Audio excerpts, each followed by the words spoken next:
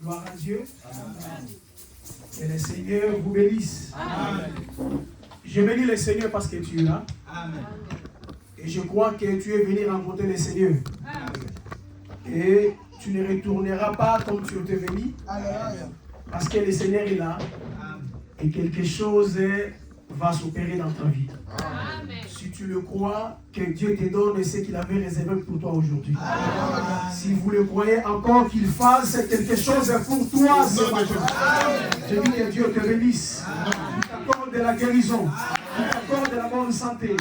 Il bénisse ta maison. Que la main de l'homme soit sur toi. Tout ce que tu feras va aller de l'avant. Aussi longtemps que la grâce de Dieu est là, Dieu te fera grâce. Amen. Et je dis à quelqu'un, le Seigneur Jésus est vivant. Amen. Le tombeau est vide, il était ressuscité. Est-ce que vous le croyez? Amen. S'il est vivant ce matin, quelque chose va te toucher. Amen. Nous allons lire.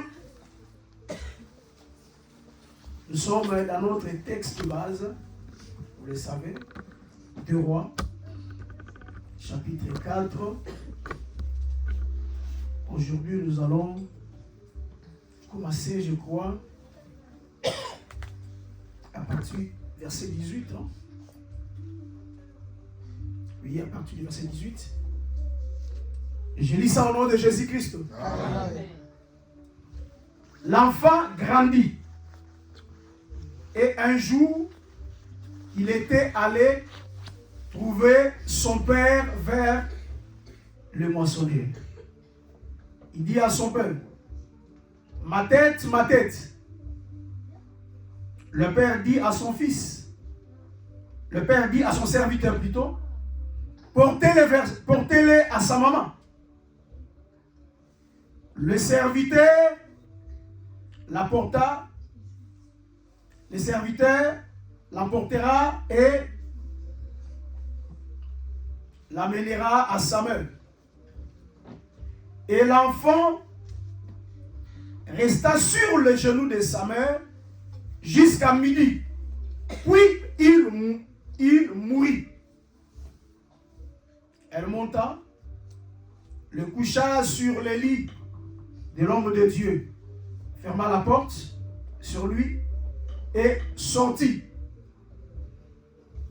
Elle appela son mari et dit, envoie-moi, je te prie, un de serviteurs et une des ânesses. Je veux aller à Nath vers l'homme de Dieu et je reviendrai. Et il dit, pourquoi veux-tu aller aujourd'hui vers lui? Car ce n'est ni nouvelle ni sabbat. Elle répondit, tout va bien. Puis elle fit sceller l'ânesse et dit à son serviteur, mène et ne m'arrête pas en route sans que je te le dise. Parole du Seigneur. Amen. On peut continuer la lecture à la maison pour la meilleure compréhension de cet événement. Que Dieu bénisse sa parole. Amen. Je disais que Dieu bénisse sa parole. Amen. Je crois par la grâce du Seigneur, par rapport au temps qui m'a été donné, aujourd'hui, j'ai clôturé mon enseignement sur la femme de distinction. Et si le Seigneur nous donnera encore l'occasion, je reviendrai. Amen. Parce que nous croyons que, aussi longtemps que le Seigneur n'est pas encore revenu, le Seigneur n'est pas encore rentré ici sur la terre, nous avons encore des choses à parler. Amen. Gloire à Dieu. On a eu à parler sur cette femme de distinction, on a parlé sur beaucoup de choses. Mais aujourd'hui, nous allons commencer par le verset 18. La Bible dit ceci. Lorsque cette femme a reçu la promesse de la part de l'homme de Dieu Élisée, quelque temps après, parce que la grossesse Mais cette femme a commencé le jour où Élisée a prononcé des paroles. Il a dit à cette même époque, l'année prochaine, tu embrasseras un fils. Voilà pourquoi je vais exhorter l'Église avant de creuser le puits. Que la parole d'un homme de Dieu, la parole des serviteurs de Dieu, il faut les prendre en considération. Amen. Dieu est derrière la parole de ses serviteurs. Dans ça, nous n'allons pas négliger ça. La parole d'un homme de Dieu peut créer des choses dans ta vie. Vous allez remarquer même le jour où le sacrificateur, il y avait prononcé des paroles sur la maman de Samuel. C'était le même jour où la grossesse a commencé. Le jour aussi, les 3 anges sont venus visiter Abraham. On dit celui qui était au milieu, il a parlé et la grossesse a commencé. C'était les mêmes paroles dans cette même époque. L'année prochaine, je reviendrai. Et Sarah avait affronté Isaac. Nous voulons dire ceci. La Bible dit, cet enfant a grandi. Le fils de la femme sunamite. Il a grandi. Lorsqu'il a grandi, cet enfant va se rendre dans les champs de son père. Et là-bas, il va trouver le moissonneur. Après un moment, il dira ma tête, ma tête. Donc, l'enfant va tomber malade dans le champ de son père. Le père a demandé à l'un de ses serviteurs en disant, prenez-le, ramène-le vers sa maman. Tout ça, ce sont des mouvements prophétiques. Est-ce que je parle à quelqu'un? Ce sont des mouvements prophétiques. On va ramener les fils vers Samuel. La Bible dit, cet enfant va rester au genou de Samuel jusqu'à midi.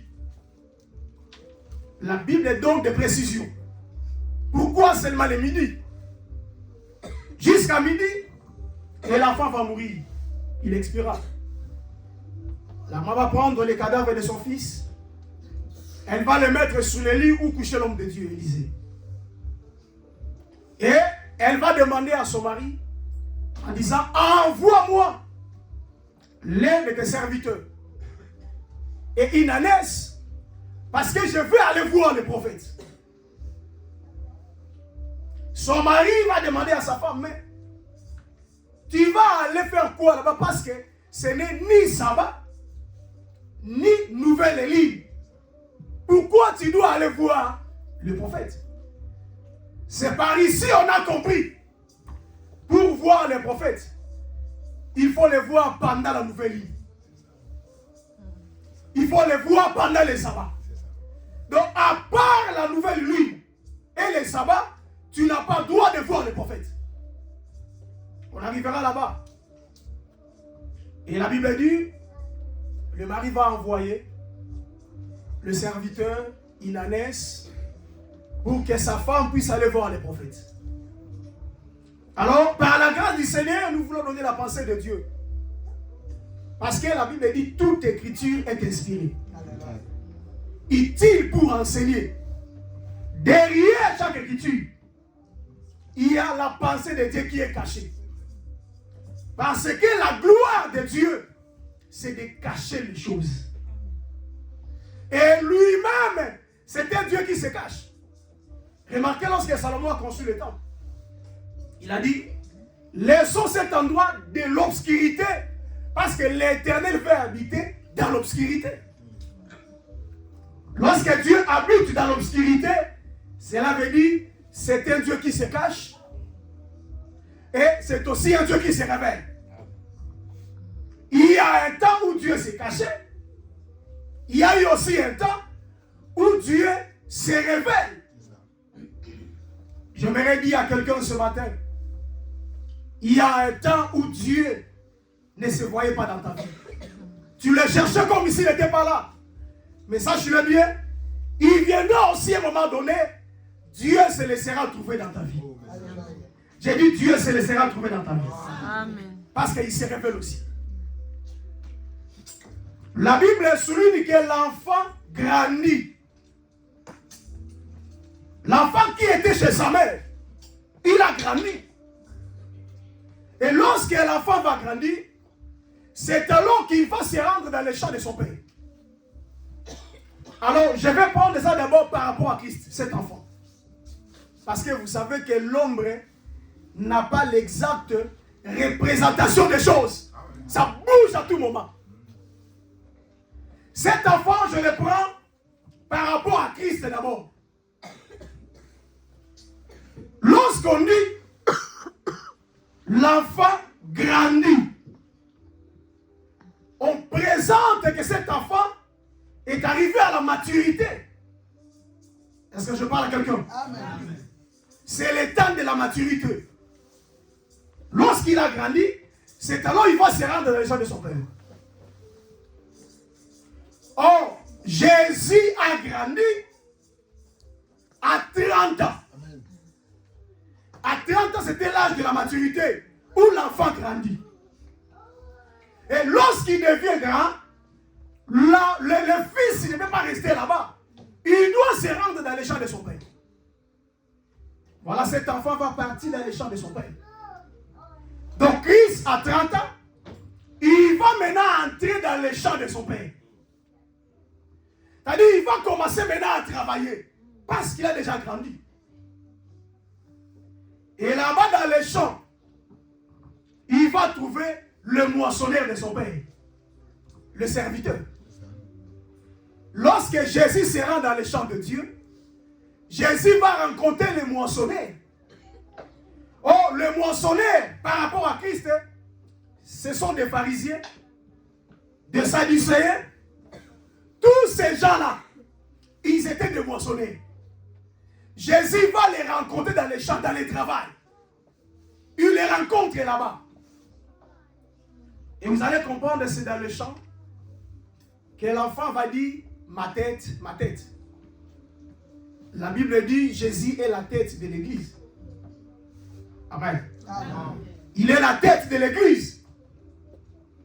Ma tête, la maladie a commencé. C'est pour dire que le Seigneur a eu des problèmes dans les champs de son père. C'est dans les champs, c'est dans le travail que Jésus a eu des problèmes.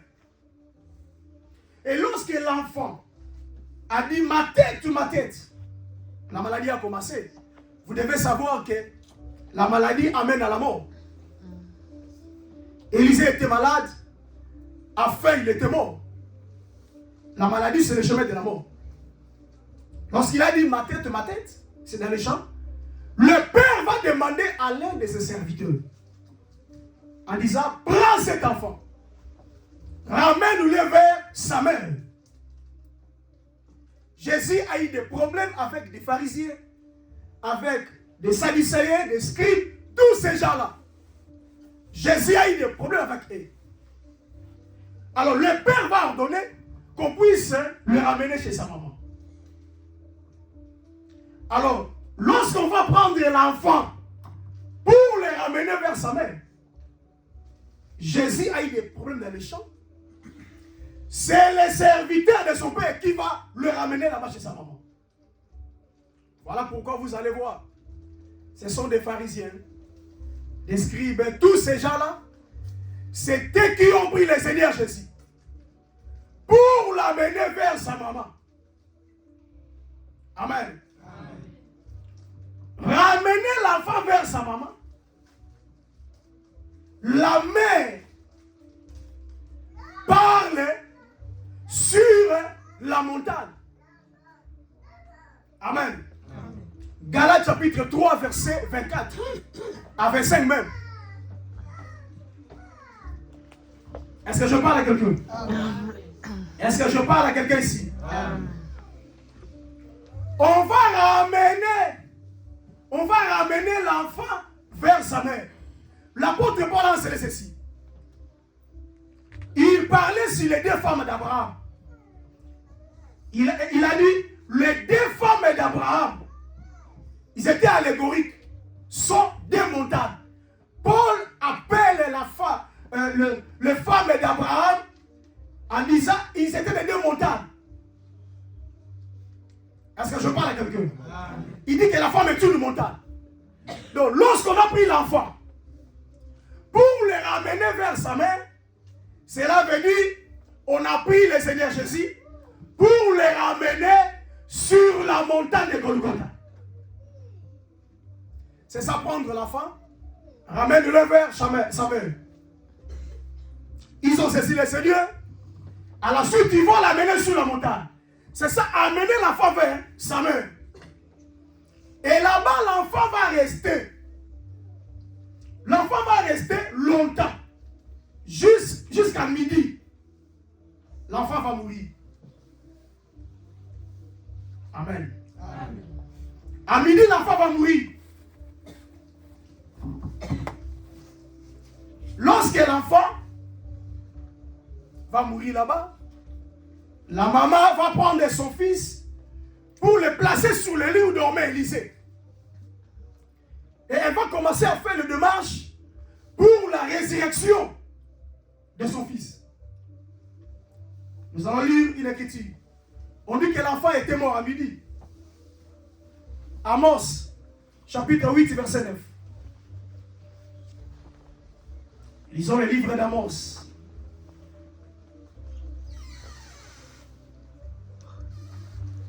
Amos, chapitre 8, et le verset 9. La Bible dit ceci. En ce jour-là, dit le Seigneur, l'Éternel, je ferai coucher le soleil à midi, et j'obscurcirai la terre en plein jour. Ici, Amos est en train d'expliquer. L'Éternel parlait en disant, je ferai coucher le soleil à midi. C'était une prophétie qui parlait sur la mort de Jésus. L'Éternel lui-même a fait coucher le soleil en plein midi. C'est là pour dire, lorsqu'on a amené cet enfant chez sa mère, il resta là jusqu'à midi. C'est à midi que l'enfant va mourir. Et nous avons vu Jésus-Christ à la croix. Lorsqu'il était là, la Bible appelle 6e heure. Il y a eu l'obscurité partout. C'était l'accomplissement de cette prophétie que Amos avait parlé. Que je ferai coucher le soleil en plein midi. Voilà, cet enfant va mourir à midi. Pour montrer, c'est le Seigneur Jésus, vers le midi à la croix, il y a eu l'obscurité partout. Est-ce que je parle à quelqu'un? Et Jésus expira à la croix. Il y a eu l'obscurité. Lorsque la maman a compris que l'enfant est mort, elle a pris son fils. Il va le mettre dans la chambre où couchait Élisée. La chambre où dormait Élisée, ici prend l'aspect du tombeau. Lorsque Jésus est mort, on est parti le déposer dans un tombeau. C'est ça la chambre d'Élisée. C'est ça les lieux où Élisée dormait. C'est le tombeau qu'on a mis le fils de cette femme. Moi, je vais dire à quelqu'un. Cette femme, au lieu de commencer à pleurer, à faire le deuil, mais elle était en train de faire une démarche pour la résurrection de son fils. Cela prouve à suffisance que Jésus devrait mourir. Il n'allait pas rester là-bas au tombeau, mais il allait plutôt être ressuscité. Amen. Amen. Donc Dieu savait qu'il mourra et il sera ressuscité. Amen. Et je m'aimerais dire à quelqu'un, si le Seigneur n'était pas ressuscité, mais notre foi est vaine. Sa mort et sa résurrection a donné la vie à l'église. Donc Dieu savait, le Père savait que son fils allait être ressuscité. Vous allez remarquer, même quand les apôtres prêchaient, ils disaient, vous avez vu comment Dieu a ressuscité Jésus d'entre les morts. Voilà, cette femme est allée chercher Élisée parce qu'elle savait que cet enfant allait être ressuscité. Donc c'est le Père qui devait venir ressusciter son fils.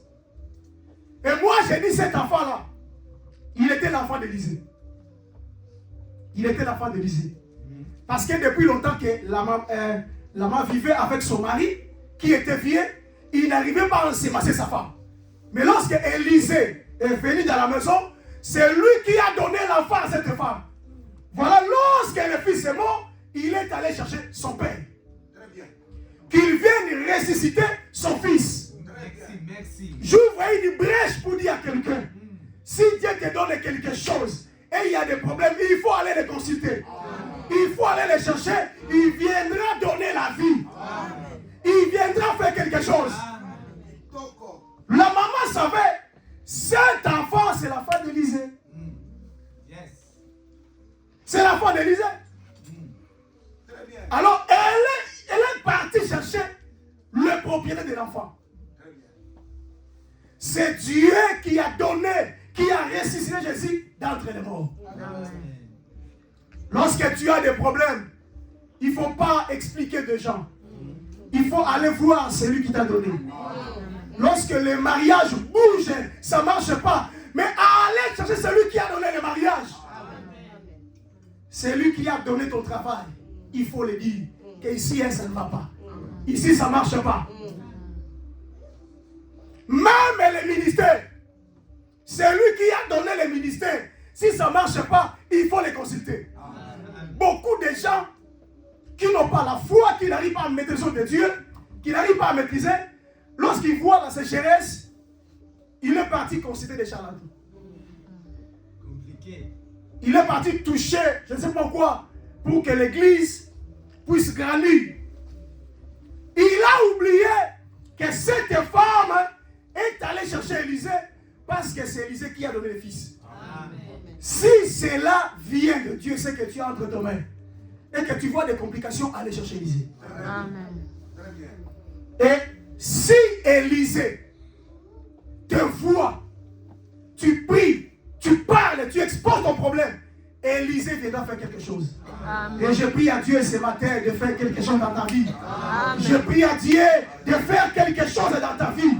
S'il y a des problèmes de santé, que Dieu t'accorde de la guérison, qu'il t'accorde de l'amour de santé. S'il y a des problèmes sociaux, que Dieu règle ça au nom de Jésus. Amen. Nous invitons Élisée ce matin de venir opérer des signes et des miracles. Amen. La femme est allée chercher Élisée parce qu'elle croyait à la résurrection. La Bible dit, c'est lui qui est dans la souffrance. Prie. Prie, frère. S'il y a des problèmes qui ne marchent pas, priez. C'est lui qui avait entendu la voix de Bartimée va t'écouter. Est-ce que je parle à quelqu'un? Amen. Donc cette femme est allée chercher les prophètes. Elle a laissé l'enfant dans la chambre haute. Et nous disons que là, l'enfant était dans le tombeau. Mais écoutez, elle a appelé son mari de lui envoyer un serviteur et une ânesse pour qu'il puisse aller voir les prophètes. Il avait besoin d'une ânesse et un serviteur. Alors, parlons sur le serviteur que son mari avait envoyé pour qu'il puisse accompagner cette femme. Ces serviteurs, nous les prenons comme les frères Moïse.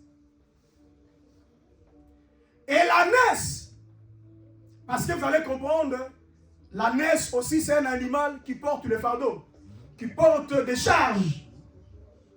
Souvenez-vous, lorsqu'on parle sur Issachar, Issachar, c'est un âne robuste. Est-ce que je parle à quelqu'un?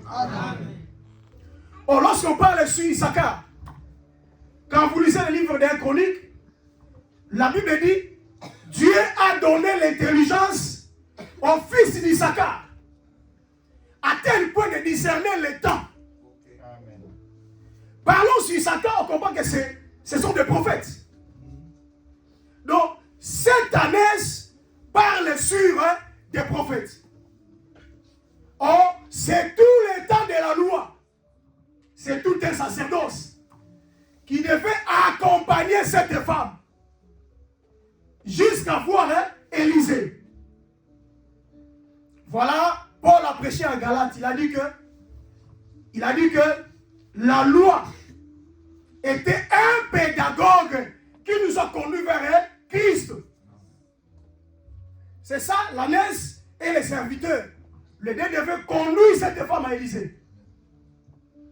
La loi nous a conduits vers Christ. C'est aussi le sycomore que notre bien-aimé Zachée a monté pour voir Christ. C'était un pédagogue. La loi nous a montré Christ. Vous allez remarquer encore, lorsque Abraham est parti adorer avec ses deux serviteurs et son fils, la Bible dit, le troisième jour, Abraham a vu les lieux de louange. Il a vu les lieux de l'adoration. Le troisième jour de leur marche. C'est que pendant tout le temps de la loi, les prophètes et les psaumes, cela nous a permis à voir les lieux de l'adoration. Donc c'est la loi qui nous a conduits vers Christ. Amen. C'est ça un peu le serviteur qu'on avait envoyé et l'ânesse pour conduire cette maman vers Élisée. Mais son mari s'étonne en disant, ce n'est ni sabbat, ni nouvelle Élie. Comment tu dis que tu dois aller voir les prophètes? Elle a dit, tout va bien. Tout va bien. Je vais t'exhorter. Lorsque la vie devient difficile, gardez la foi. Il faut dire tout va bien. Que tu aies les habits, que tu aies la nourriture ou pas. Il faut dire tout va bien. Pendant que tu es dans le chômage, il faut confesser positive. Il faut garder la foi. Cette femme, elle n'a pas perdu la foi. Malgré la mort de son fils, elle a répondu à son mari, tout va bien. Et sans la foi, il est impossible de lui être agréable. Dieu agrée des hommes et des femmes qui ont la foi. Il faut espérer, il faut compter à Dieu. Même si rien ne marche, il faut croire à la parole de Dieu. Celui qui a fait la promesse, il n'est pas un homme. Il n'est pas un homme pour mentir, ni un fils de l'homme pour se répartir. C'est lui qui t'a promis, il réalisera sa promesse. Et je dis à quelqu'un, Dieu accomplira ses promesses dans ta vie. Que ta famille veuille ou pas, Dieu accomplira sa parole. Il est derrière sa parole pour l'accomplir. Dieu est l'esclave de sa parole. Amen. Donc, cette dame a dit à son mari, tout va bien. Quelle attitude. Quelle attitude. Tout va bien. Mais toi, lorsqu'on te demande, tu ouvres les livres, vraiment, ça ne va pas, je ne comprends pas. Est-ce que Dieu m'écoute? Non. N'appelez pas conjuration, c'est que ce peuple appelle conjuration. Un enfant de Dieu ne peut pas avoir le même langage avec les païens. Tu dois confesser différemment avec eux.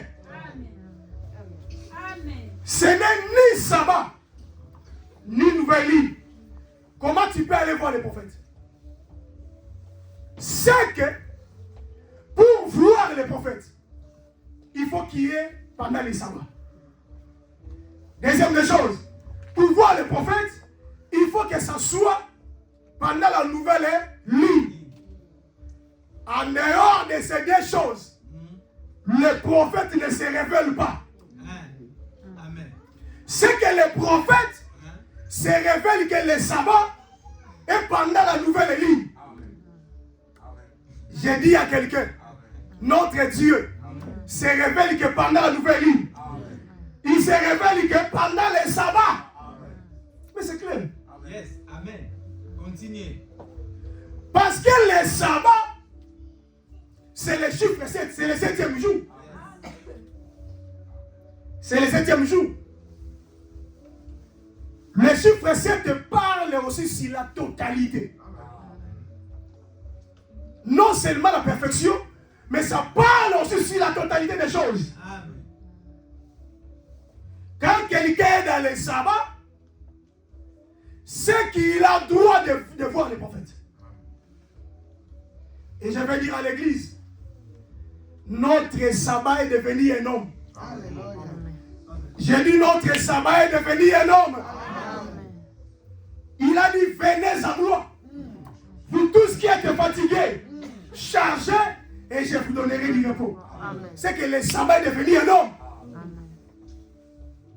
Quand quelqu'un est en Christ, c'est qu'il est dans les sabbats. Il est dans les repos. Il est dans le 7e jour. Voilà pourquoi, lisez bien la Bible. Jésus a fait plus de miracles les jours du sabbat. Amen. Amen. Amen. Jésus a guéri les jours du sabbat. Amen. Il a dit le fils de l'homme est le maître du sabbat. Amen. Si on voulait les contester, il dit le fils de l'homme est le maître du sabbat. C'est que le sabbat est devenu un homme. Si tu es là-bas, ta maladie trouvera une guérison. Ton problème aura des solutions. Ta maison sera couverte par la main de Dieu. Nous sommes dans les sabbats prophétiques, frère. Nous sommes dans les repos. Il faut les confesser. Ce n'est ni nouvelle ligne. Mais c'est clair lorsqu'on parle sur la nouvelle ligne. C'est que il y a aussi l'ancienne ligne. Oui, oui. Si on dit la nouvelle, c'est qu'il y a l'ancienne. Je m'explique. La nouvelle ligne. Parce que lorsque le ligne apparaît, la ligne peut disparaître et la même ligne là réapparaîtra encore. Lorsque la ligne apparaît, on dit c'est la nouvelle ligne. Est-ce que je parle à quelqu'un ici? Nouvelle ligne. L'ancienne ligne, c'est aussi Moïse. Parce que la ligne présume pendant la nuit. Pendant la nuit. Pendant l'obscurité. Mais Moïse a reçu la loi. Lorsque Dieu est descendu sur le mont Sinaï, il y avait une nuée ténébreuse qui couvrait cette montagne. Mais je vous dis que Moïse a travaillé pendant la nuit. Parce que depuis la chute d'Adam, quand Adam est tombé, c'était les ténèbres qui étaient entrées. Le peuple vivait dans les ténèbres. Voilà pourquoi on demandait à Sentinelle. Sentinelle, Sentinelle, que dit-il de la nuit? Isaïe 21. Sentinelle, que dit-il de la nuit? Parce que le peuple était dominé par les ténèbres. Et il demandait, que dit-il de la nuit? La sentinelle répond, le matin, viens. Et il a répondu encore en disant, les ténèbres ne régneront pas pour toujours. Il a donné la réponse. C'est que, il veut dire que la lumière viendra. Je vais annoncer à quelqu'un, les ténèbres ne régneront pas pour toujours dans ta vie. Amen. La maladie ne régneront pas pour toujours dans ta vie. Amen. La sentinelle est en train de répondre que le matin vient. Je vais répondre à quelqu'un, la solution vient dans ta vie. Je dis la solution viendra dans ta vie. Amen. Toi qui es couvert par des problèmes, le miracle va s'opérer dans ta vie. La lumière vient. C'était juste pour vous expliquer, depuis la chute d'Adam, c'est les ténèbres qui étaient entrées. Tellement les ténèbres étaient là, le peuple demandait à la sentinelle. Que dit-il de la nuit? Ils étaient habités dans les ténèbres. Et ils attendaient la lumière. Moi je dis que Moïse aussi, c'est lui l'ancienne ligne. Parce qu'il a présidé pendant la nuit, pendant l'obscurité, pendant les ténèbres. Et vous allez voir, cette ligne, l'ancienne ligne, va disparaître. C'est aussi la fin de la loi. C'est aussi la fin de la loi. Et lorsque l'ancienne ligne va disparaître, maintenant la nouvelle ligne va apparaître. Nous allons lire l'Écriture rapidement. Nous allons lire.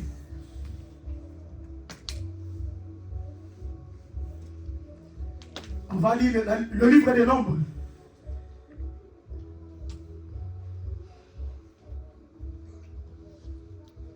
Nombre chapitre 10, je pense le verset 10. Il est écrit ceci. Dans vos jours de joie, dans vos jours de fête, et à vos nouvelles lits, vous sonnerez des trompettes en offrant vos holocaustes. Je ne peux m'arrêter pas ici. Ici, je vais prendre seulement un morceau. Dans vos jours de joie, l'Écriture dit ceci. Dans vos jours de joie, dans vos jours de fête, et à vos nouvelles lits, c'est que la nouvelle lit, c'est le jour de joie. Est-ce que je parle à quelqu'un? C'est le jour de joie. Parce que lorsque la nouvelle lune apparaît, mais c'est la joie. C'est aussi la résurrection de Jésus. C'est lui la nouvelle ligne. Voilà, l'homme m'a dit, ce n'est ni une nouvelle ligne. Pourquoi tu veux aller voir le prophète? J'ai compris. Pendant la nouvelle ligne, c'est le temps où le prophète se révèle. C'est le temps où le prophète se laisse révéler. Oh, la nouvelle ligne, c'est le temps de la grâce. Je dis c'est le temps de la grâce. Dans ce temps de la grâce, c'est le temps où Dieu va se révéler dans ta vie. La grâce, c'est le moment favorable que l'homme puisse expérimenter la main de Dieu. Et je veux dire à l'église, nous sommes dans la nouvelle ligne. Le temps où Dieu vous a permis de le voir, tu le verras dans ta vie. J'ai dit tu le verras. Tu le verras dans ta maison. Dieu se laissera trouver en toi. Parce que, à un moment donné, il était caché. Mais pendant la nouvelle lune, c'est la fête. Il se laisse révéler. Voilà l'apôtre Paul a dit, réjouissez-vous dans le Seigneur. Je répète encore, réjouissez-vous parce que c'est la fête. Le temps de la grâce, c'est la fête. C'est le temps de manger, c'est le temps de boire, c'est le temps de danser. Parce que c'est une fête. Est-ce que je parle à quelqu'un? Que Dieu fasse de ta vie une fête. Que Dieu fasse ta maison une fête. Là où régnera la joie. Parce que c'est la nouvelle ligne. Et moi, je bénis Dieu. Parce que dans la nouvelle ligne, c'est le temps où on doit faire des sacrifices. Si vous lisez un roi, vous lisez 1 Samuel chapitre 20, vous allez voir là-bas, Jonathan et David. C'était pendant la nouvelle fête, la nouvelle ligne, que le roi a organisé une fête. Et il avait l'intention de tuer David dans cette fête-là. Il a préparé une place, le roi Saül, pour tuer David. C'était pendant la nouvelle ligne. C'est que dans la nouvelle ligne, il faut que quelqu'un soit mort. Est-ce que je parle à une église vivante? Amen. Mais regardez, David a parlé avec Jonathan. On dit que David et Jonathan s'aimaient. Jonathan aimait David comme son âme. Et David a parlé avec Jonathan. Ton père a l'intention de me tuer. On va faire ceci, cela. Pendant 2 jours, moi je ne serai pas à la fête. Si tu vois que ton père se fâche, c'est que réellement il veut me tuer. Et pendant la fête, le siège de David était vide. Le premier jour, David n'était pas là. Le père a dit, bon, peut-être il est occupé. Il sera là demain. Demain, il voit que David, il n'est pas là. Et il a demandé à son fils. Jonathan répondit que David m'avait supplié qu'il est parti à Bethléem là-bas, fêter avec ses frères. Directement, Saül nous s'est fâché. Si vous descendez, on dit il a brandé une lance contre son fils. Il voulait tuer son propre fils, Jonathan. Et la Bible dit, quand quelqu'un a déjà l'intention de faire quelque chose, il a déjà commis. Nous disons qu'il avait déjà tué Jonathan. Et Jonathan disait à David, Jonathan dit à David que quand moi, le jour où je serai mort, toi David, souviens-toi de ma famille. Jonathan c'est le corps de David, David c'est son âme. Lorsque Jonathan est mort, c'est que pendant la nouvelle est lue, un homme doit mourir. C'était Jonathan. David qui est vivant. David est resté vivant. Mais Jonathan est mort. David c'est l'âme, c'est le sang. C'est la vie. Pour qu'il y ait la vie, quelqu'un devait mourir. Donc c'est que pendant la nouvelle élue, c'est le temps où un homme doit mourir pour donner la vie. Voilà. La femme haïe cette liberté devant les prophètes. Le temps de la grâce, c'est le temps où Jésus guérit les malades. C'est le temps où Jésus bénit les pauvres. Le temps de la grâce, c'est le temps où Dieu fait grâce à qui il veut. Est-ce que tu crois à cela? Amen. Que Dieu te fasse grâce. Amen. Alors écoutez la marche. Cet enfant, nous pouvons aussi le prendre comme Adam. On peut aussi le prendre comme Adam.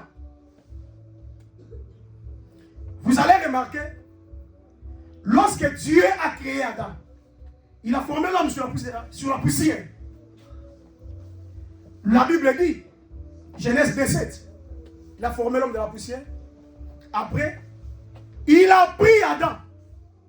Lorsqu'il a formé Adam, il a fini, l'Éternel planta maintenant un jardin.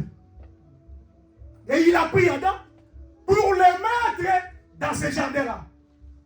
Regardez ce mouvement. Il a formé Adam, il a planté un jardin, après il a pris Adam pour la mettre dans le jardin. Lorsque Dieu a créé Adam, cela veut dire que l'enfant a grandi. Alléluia. Amen. Ça veut dire que l'enfant a grandi parce que Adam était créé déjà un homme fait. Un homme grand. Déjà. Oui. Alléluia. Amen. Amen. Adam n'était pas créé comme un petit et puis après non. Non. Dieu l'a créé déjà. Il était un homme bien fait, bien bâti déjà. C'est ça l'enfant a grandi. C'est ça la maturité. Et il va prendre Adam pour le mettre dans le jardin. C'est ça. Dans le champ de son père. Adam entré dans le jardin, c'est le fils qui s'est rendu dans le champ de son père. Et c'est là-bas que le fils va dire ma tête, ma tête. Mais c'est Adam qui est la tête de la création. On l'avait dit dominer surtout, c'est la tête. Ma tête, ma tête. Adam, le fils a pris la maladie. C'est-à-dire, Adam était tombé dans le jardin, dans le champ de son père. C'est là où Adam est tombé. Et Dieu va maintenant chasser Adam. Écoutez bien. On va le chasser. d'aller dans une autre terre. Lorsqu'on chasse Adam, Adam va aller à une terre. Cette terre-là, c'est ça, remet l'enfant chez sa mère. D'après Ésaïe chapitre 62. On dit que la terre c'est une femme, c'est une épouse. Amen. Donc lorsqu'on a chassé Adam, c'est qu'on l'a renvoyé chez sa maman qui est la terre. Pour accomplir une parole, tu es poussière et tu retourneras dans la poussière. Donc, il va rentrer chez sa mère la terre.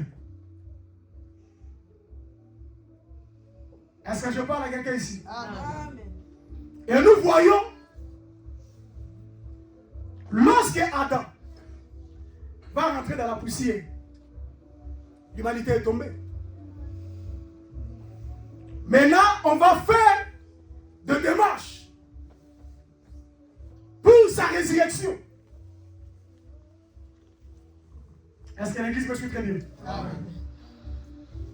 Alors ici, vous allez remarquer, la femme est arrivée chez l'homme de Dieu. Lorsque la femme est arrivée là-bas, Élisée va envoyer Géasi son serviteur. Il lui a donné le bâton. Il dit, va là-bas.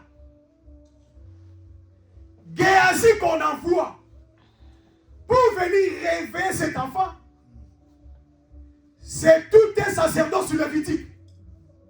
Lorsque Adam était tombé, Dieu a envoyé la loi.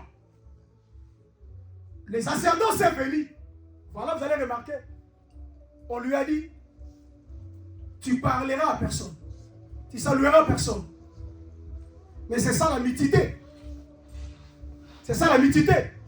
C'est-à-dire la loi était un ministère qui n'avait pas l'explication. Oh, là où il n'y a pas l'explication, il n'y a pas la vie. Voilà, Géasi n'a pas pu sauver cet enfant. Il va parler à personne. On a donné les bâtons. Il a pris les bâtons, il a mis sur l'enfant, mais l'enfant n'était pas ressuscité. Or, quand vous lisez Jérémie chapitre 2, la Bible explique que les bâtons, c'est le Père. Les bâtons, c'est le Père. On peut lire ça? Jérémie chapitre 2, verset 27. Vous donnez la meilleure. Jérémie chapitre 2.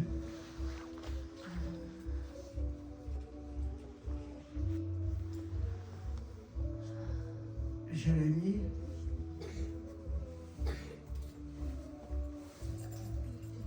Quelqu'un qui est dans l'assemblée peut lire Jérémie chapitre 2, verset 27. Si vous avez ça. Jérémie chapitre 2, verset 27. Jérémie chapitre 2, verset 27. Nous lisons au nom du Seigneur Jésus-Christ. Amen.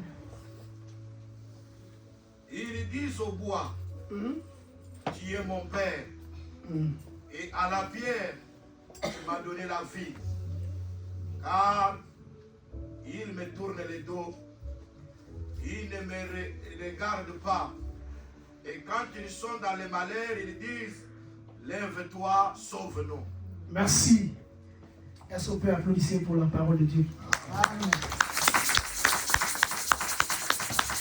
Ils disent au bois, tu es mon Père. Écoutez, le bâton que Géasi avait amené, c'était tout le temps du Père. C'est le Père. C'est l'avenir. C'est l'ancienne alliance. Lorsqu'il a mis sur l'enfant, c'est tous les services qu'on a eu à faire pendant cette alliance. Mais l'enfant n'était pas ressuscité. Tous les services qui se fait dans la loi n'a pas donné la vie. Parce que c'est le temps du Père. Parce qu'il faut savoir que pendant le temps du Père, on n'était pas sauvés. Nous nous sommes sauvés dans la dispensation du Fils. Amen. La rédemption est venue avec le Fils. Le Père n'a pas sauvé. Le Père n'a pas sauvé. Et voilà pourquoi Géasi n'a pas pu sauver cet enfant. C'est le sacerdoce lévitique n'a pas amené ses assistants à la perfection. N'a pas donné les chiffres 7. Alors, Géasi va rentrer. Mais écoutez, on dit lorsque Géasi va entrer dans cette maison, Géasi n'avait pas fermé la porte.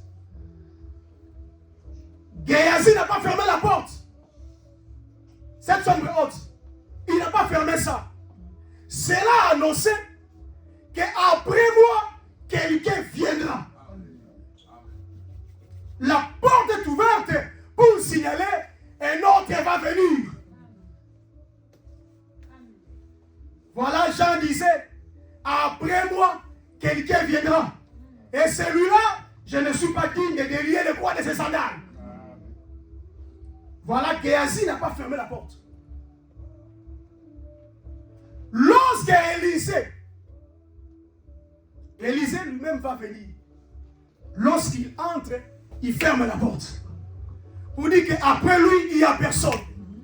Je vais dire à l'église, après Jésus, il n'y a personne. Amen. Il n'y a pas un prophète qui est venu après lui. Il n'y a pas, ça dit après Jésus, il n'y a personne, la porte est fermée.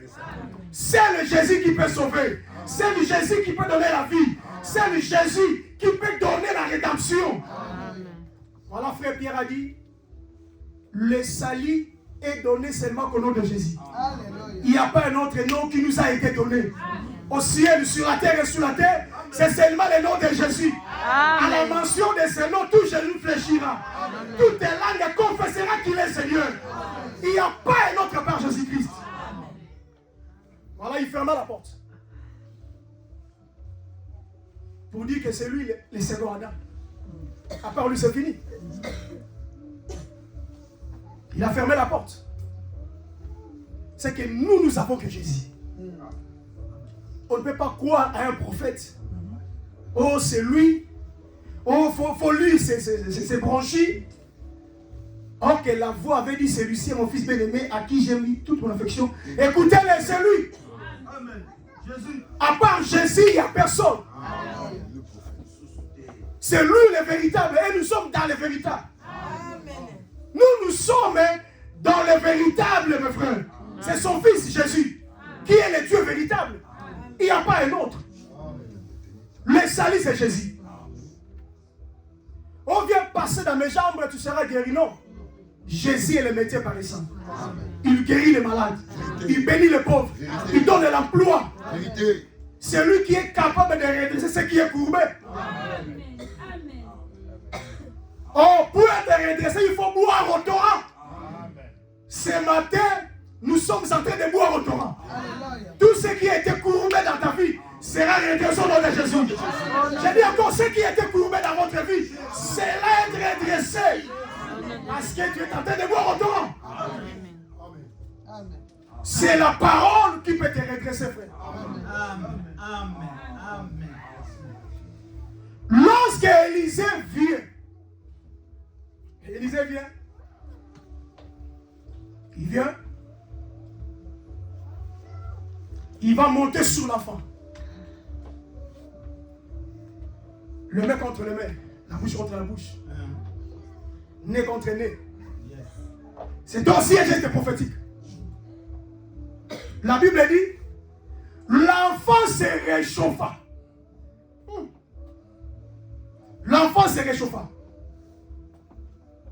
D'abord, lisons un verset, Philippiens 2:7. Philippiens 2:7. On va expliquer cet élément.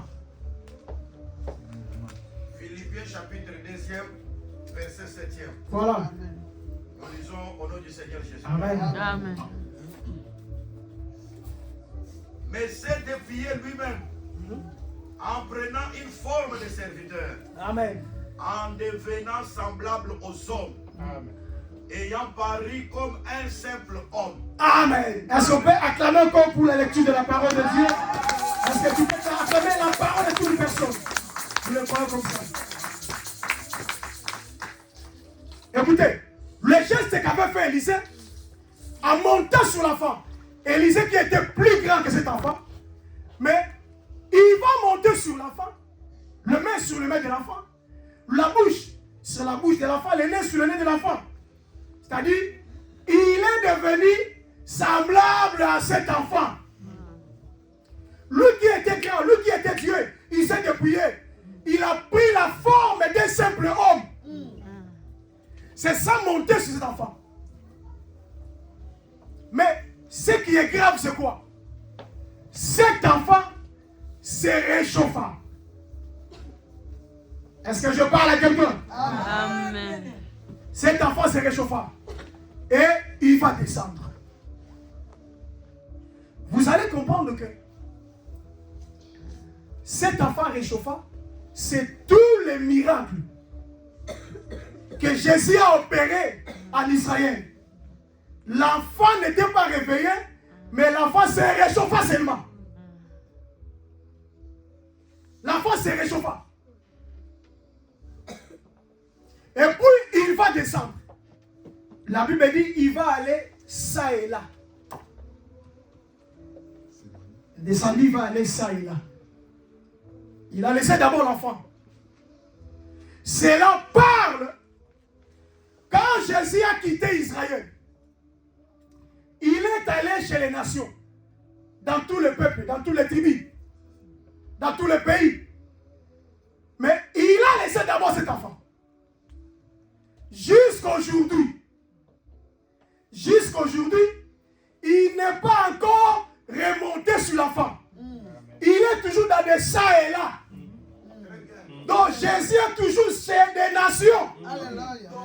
Il rentrera là-bas après. Donc, pendant où nous parlons, il est dans ça et là. Il est chez des nations, en train de faire un travail. Dès qu'il va finir, il rentrera voir maintenant le cas de cet enfant. Là, la Bible dit, il a remonté. C'est monté de nouveau. C'est monté de nouveau cet enfant. Et cette fois-là, l'enfant va éternuer cette fois. Je donne ici des aspects. L'enfant éternue cette fois pour l'église. C'est aussi cette église d'Asie qui symbolise que nous avons la vie. Donc la vie est dans l'église. On connaîtra la sagesse infiniment variée de Dieu dans son église. C'est ici qu'il y a la vie. C'est ici qu'il y a le salut. Je vais te dire comme Boaz, n'allez pas dans un autre endroit. Restez ici dans les champs de Boaz. Glanez ici parce qu'ici il y a la vie. Et si tu restes ici, tu épouseras Boaz. Si tu restes dans ces champs, Boaz ne va s'occuper de toi. Très bien. Le cette église d'Asie. Alors, lorsqu'il a remonté sur l'enfant, c'est lorsque le Seigneur reviendra en Israël. Alléluia. Reviendra en Israël. Lorsqu'il a remonté sur l'enfant, la Bible dit, l'enfant éternel cette fois, et puis il a ouvert les yeux, les deux yeux. C'est le signe des deux prophètes. Apocalypse 11. Les deux prophètes qui viendra. Lorsque tu vois les deux prophètes en Israël après l'élément de l'église, sache-le, c'est le signe de la vie là-bas. Est-ce que je parle à quelqu'un? Amen. Les deux yeux s'ouvrent. C'est un signe qu'Israël a reçu la vie. Et l'enfant éternel cette fois, là maintenant, c'est la totalité. Donc ils ont reçu toute la vie. Ce peuple-là est maintenant sauvé. Et lorsque l'enfant est ressuscité, Élisée a pris le fils de cette femme pour le donner. Et la femme va se prosterner. Là, c'est le règne millénaire. Là, c'est le règne millénaire. Là, c'est l'adoration. On remet la main de sa mère. L'adoration a commencé. Est-ce que je parle à quelqu'un? Amen. Je termine pour dire à quelqu'un. Élisée est venu pour donner la vie. Là où Géasi a échoué, Élisée donnera la vie. Là où il y a la maladie, Dieu donne la guérison. Il y a la souffrance, il donne la bénédiction. Il donne l'abondance. Je prophétise pour ta vie au nom de Jésus. Plus rien ne sera comme un enfant dans ta vie. Je prophétise encore. Ta vie va aller de l'avant. Est-ce que je parle à quelqu'un? Tout arme forgeront contre toi sera livré sans effet. Ils te feront la guerre, mais ils te les feront jamais. J'ai dit tu réussiras au nom de Jésus. J'ai dit encore tu réussiras au nom de Jésus. Aucun lien de ta famille peut t'empêcher à réussir. Amen. Jésus a brisé les liens à la croix de Golgotha. Le châtiment qui nous donne la paix de tomber sur lui. Amen. C'est lui là des robistes. C'est lui le 7e jour. Il a porté nos fardeaux. Tu es libre au nom de Jésus. J'ai dit tu es libéré au nom de Jésus. Tu es libre au nom de Jésus. Tout ce que tu feras va aller de l'avant. Si tu crois à la parole, que cela commence dans ta vie. Si tu crois à cette parole, que cela commence dans ta vie. Recevez la vie. Que Dieu te bénisse. Amen. Acclamez très fort les mains, nous allons prier le Seigneur. Gloire à Dieu. Levez-vous, nous allons prier le Seigneur. Alléluia, Amen. Amen. Alléluia.